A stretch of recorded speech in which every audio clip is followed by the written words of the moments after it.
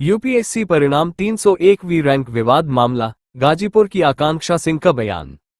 UPSC में 2025 के result में 301 रैंक आई है मेरी। मैं ऐसे पेशे से गायनेकोलॉजिस्ट हूँ। मैंने एमबीबीएस और एमएस कर रखा है एम्स पटना के थ्रू। मेरे फादर एयरफोर्स में है एंड करंटली मैं बहुत खुश हूँ कि मेरा नाम उस लिस्ट में आ पाया है। आकांक्षा जी, जिस हिसाब से आपका गाजीपुर जनपद की बात करें, लगभग 10 से 12 लोगों ने जो इस परीक्षा को क्रैक किया है, जिसमें आप भी है, लेकिन आपको लेकर एक मामला जो सामने आया है, उसको लेकर क्या बताएंगे?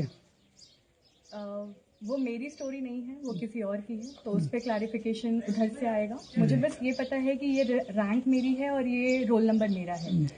हमने एग्ज़ाम दिए हैं और प्री मेंस इंटरव्यू तीनों में सेम रोल नंबर रहता है, तो मुझे बहुत क्लियर है कि ये मेरी रैंक है। नहीं, जैसे ये होता है कि जो रोल नंबर की बात हो रही है, तो उस आकांक्षा ने भी उसी रोल नंबर का दावा किया जो आपकी बताई जा रही है, तो कैसे मतलब क्वालिफाई कैसे होगा वो?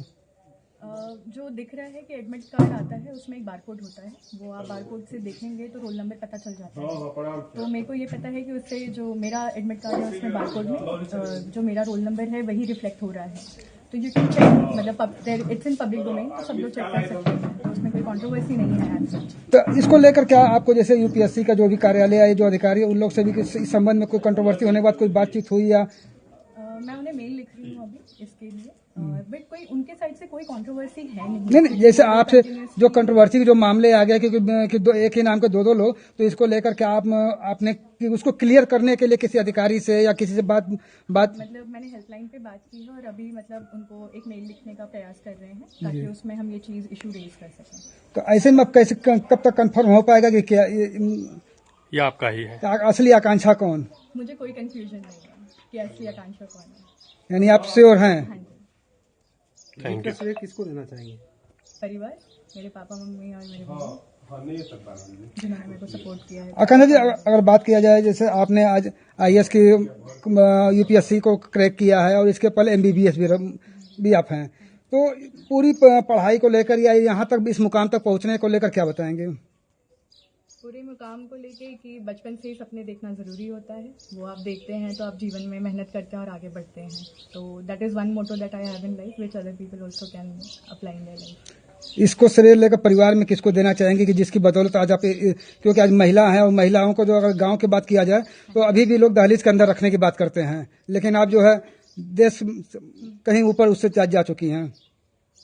हाँ जी, मतलब भारत में तो नहीं है, हमारे तो प्रधानमंत्री भी रह चुके हैं महिलाएं, तो मेरे घर में ये नहीं फॉलो होता। मेरे पापा मम्मी सब लोग काफ़ी खुले दिमाग से हैं, तो मेरे पे कभी रोक टोक नहीं लगी है और पूरा सपोर्ट किया गया है पढ़ाई के लिए।